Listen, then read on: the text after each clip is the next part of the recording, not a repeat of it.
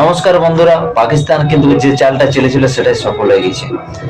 পাকিস্তান এমন ভাবে উস্কাচ্ছিল বাংলাদেশকে, বা বাংলাদেশও সেটাতে মানে উস্কে এমন ভাবে চুলকাচ্ছিল যে তারা ভাবছিল যে আমরা যদি বিশ্বকাপ বয়কট করি তো মনে হয় বিশ্বকাপে আর হবে কেনি, কিন্তু সেটা হলো নাই।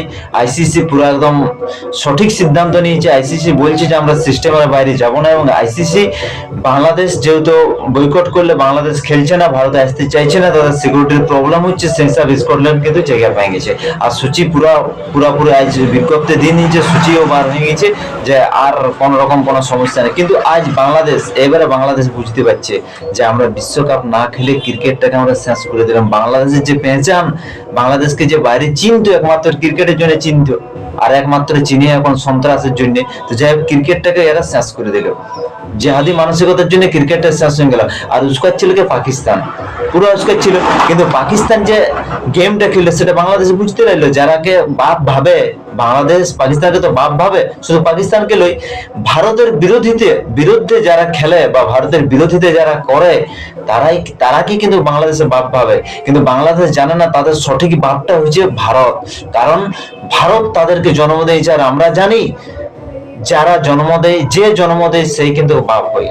তো যাই হোক, সেটা আলাদা বিষয়। কিন্তু আজ কি বাংলাদেশের কথা শুনে পাকিস্তান যে কথা দিয়েছিল আন্তরিক ভাবে, ভিতরে তাদের গোপনে কথা হয়েছিল যে তোরাও সরিয়ে দে, তোরা বয়কট কর, তারপরে কিন্তু আমরা বয়কট করব, তবে যে আইসিসি বাধ্য হবে ভারতে বিশ্বকাপ যে আয়োজন করেছে সেটা পুরো ডিসমিস হয়ে যাবে, তাদের একটা পরিকল্পনা। কিন্তু আইসিসি আর বিসিসিআই এত হালকা নয়, ওরা সব প্রস্তুতি করা আছে। আজ যদি পাকিস্তান না খেলে তবু কিন্তু খেলা হবে, তার প্রসেস আছে। কিন্তু বিষয়টা হচ্ছে কি, ওই পাকিস্তান তো আর বয়কট করলো না, পাকিস্তান তো খেলা বন্ধ করে দিল না। আজ পাকিস্তানের যে সাবেক ক্রিকেটাররা আছে তারা আলাদা সুরে কথা বলছে, বাংলাদেশ ভাই কি করেছে সেটার সাথে কোনো সম্পর্ক নাই, তোমরা খেলাতে মনোনিবেশ করো।